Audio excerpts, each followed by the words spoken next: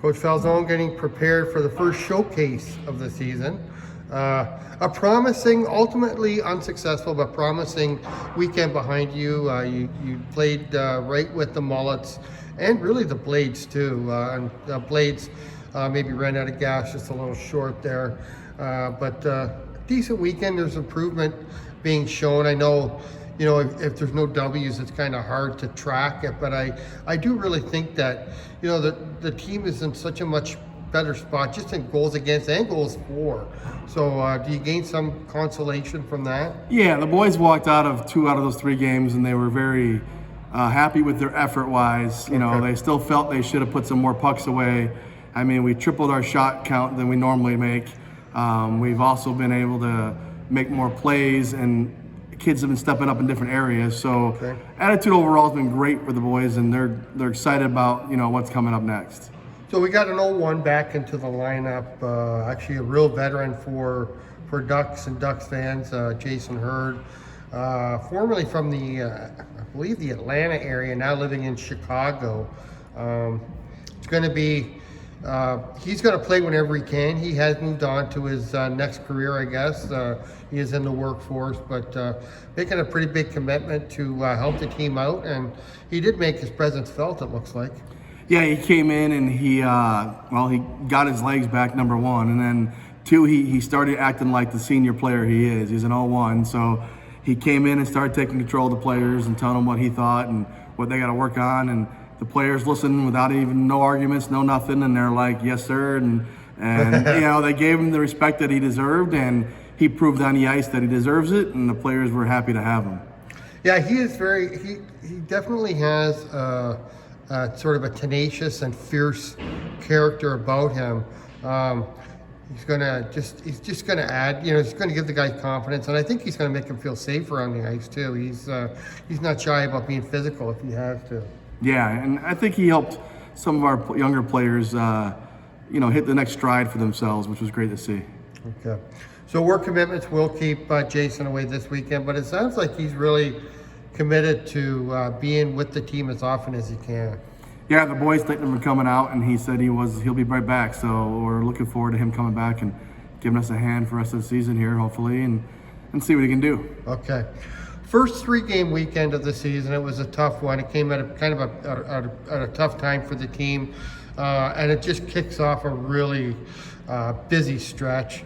As a coach, you want to make sure you guys are prepared, but do you have to kind of hold back a little bit in practice right now? I mean, you don't want to.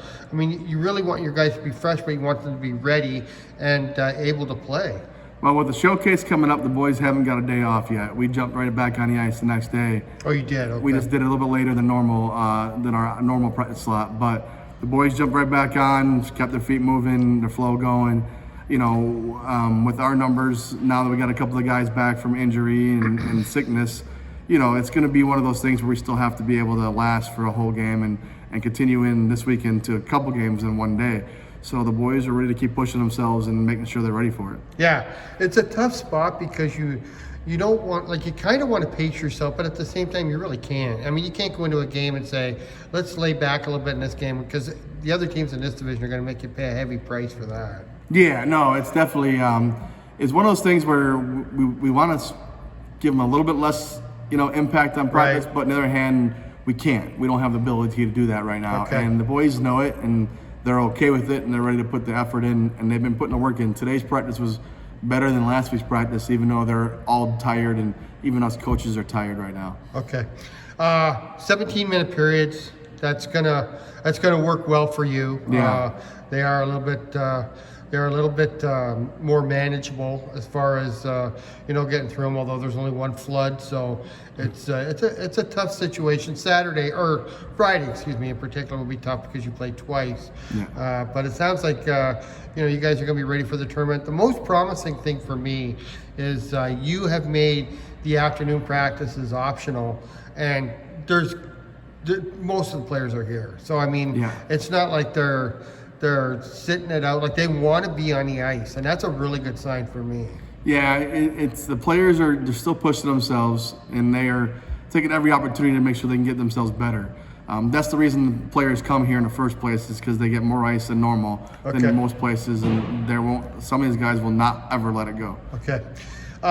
This weekend obviously is big for the amount of scouts that'll be in attendance. Is it make it a little bit more special for a guy like, say, Green, who's an 01 and maybe looking at going to the next level after this?